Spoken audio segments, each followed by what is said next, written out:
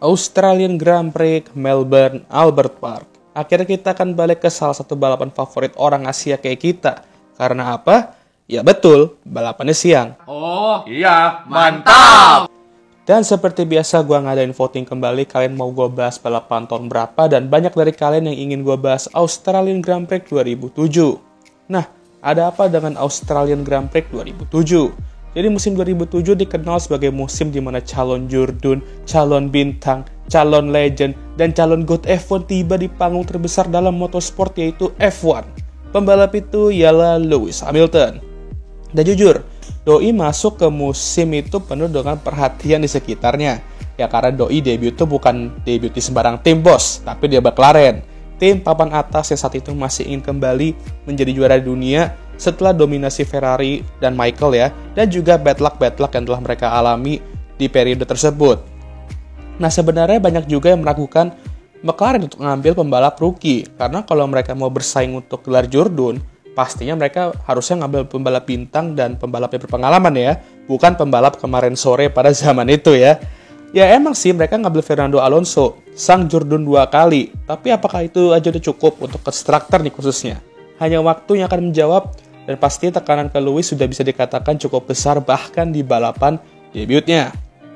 Balapan pertama, musim 2007 itu diadakan di Australia, dan Kimi di tim barunya yaitu Ferrari, meraih pole position disusul oleh Fernando Alonso dan Nick Heidfeld di BMW Saubernya. Lewis akan start di posisi keempat, di mana bukan hasil yang buruk lah untuk seorang rookie tersebut. Dari sini aja sepertinya musim 2007, Ferrari dan McLaren bakal bersaing cukup keras untuk gelar Jurdun tersebut.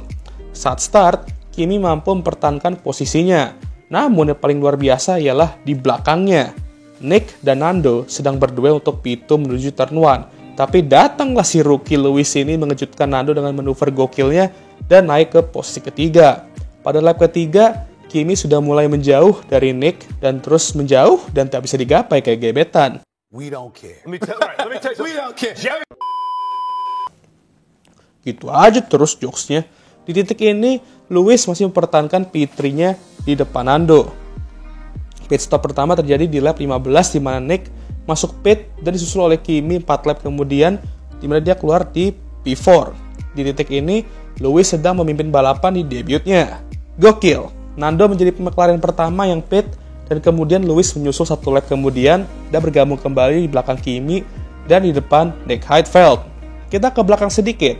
Nico Rosberg menyalip satu-satunya Schumacher sekarang di grid, yaitu Ralph, untuk posisi ke-7 dan setelah itu menjauh dari pembalap Toyota tersebut.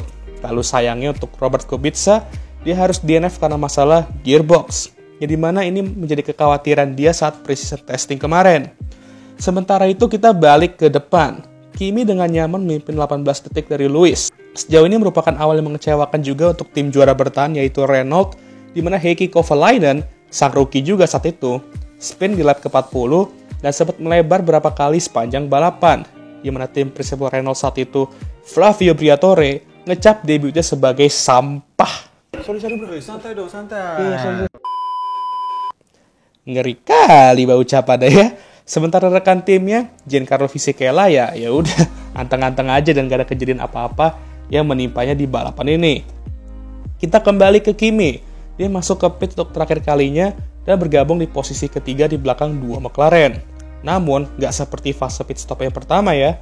Lewis kali ini pit duluan dan Nando nyusul 1 lap kemudian.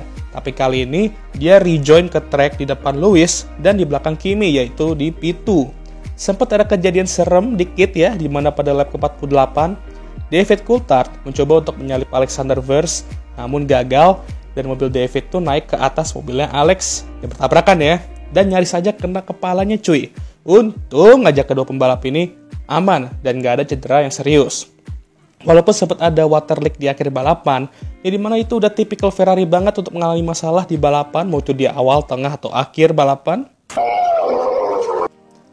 Tapi itu tidak menghentikan Kimi Raikkonen yang akhirnya meraih kemenangan pertamanya berseragam merah di debutnya juga bersama mereka. Dengan jarak 7,2 detik dari Nando dan lebih dari 18 detik dari Lewis yang berhasil meraih podium di debutnya sejak Jacques Villeneuve di track yang sama 11 tahun yang lalu. Kimi juga menjadi pembalap pertama yang berhasil menang di debutnya bersama Ferrari sejak Pak Kumis Nigel Mansell di 1989. Beberapa fakta menarik lainnya ialah ini menjadi pertama kalinya dalam sejarah World Championship di mana ketiga pembalap yang berada di podium itu merupakan pembalap yang menjalani debut dengan tim barunya. Ya, Kimi dengan Ferrari, Nando dengan McLaren, dan Lewis pastinya debut dengan McLaren di musim rookie-nya. Tapi bang, kan 1950 tuh juga pernah ada kejadian itu. Itu kan emang musim pertama F1. Ya iyalah kejadian juga di situ. Orang pembalap-pembalapnya juga pada debut ya kan? Jangan so iya deh. Ya. Dari sini aja kita tahu bahwa 2007 tentunya akan menjadi musim yang menarik. Banyak orang ragu kalau F1 tuh bakal tetap sama nggak ya? Dan seramai zaman Schumacher dulu nggak ya? Apalagi ini juga merupakan musim pertama di mana tidak ada nama Michael Schumacher di grid atau kita bisa bilang post-Schumacher era. Tapi di 2007, kita langsung tersadarkan bahwa F1 tuh akan baik-baik aja tanpa Schumi. Dan bintang-bintang F1 selanjutnya akan ambil alih dan menjadi face of F1 berikutnya. Tapi jujur guys, gue kangen era ini sumpah. Walaupun gue waktu itu belum nonton F1 ya, tapi gue kayak kangen aja gitu nontonnya sama vibes-nya. Karena apa bang? Suara mesin V8 ya kan bang? Iya, tapi bukan itu. Karena Ferrari masih waras saat itu bang? Ya itu bisa, tapi bukan itu juga ya gue maksud guys. Lah, lalu apa bang? Ya jawabannya ialah belum ada Colt LH44 saat itu. Oke lah, sekian video kali ini. Gimana menurut kalian? Tulis komentar kalian di kolom komentar. Dan jangan lupa like, subscribe, dan share video ini. Dan jangan lupa juga untuk menyalakan lonceng notifikasi agar kalian semua tahu ketika gue ngupload video baru. Jangan lupa juga untuk follow Instagram gue. Oke, sudah lelah dan ya seneng juga sih akhirnya bisa nonton F1 di siang hari aja ya. Ya wes dah, seperti biasa video ini akan ditutup oleh That's it. Ta-da!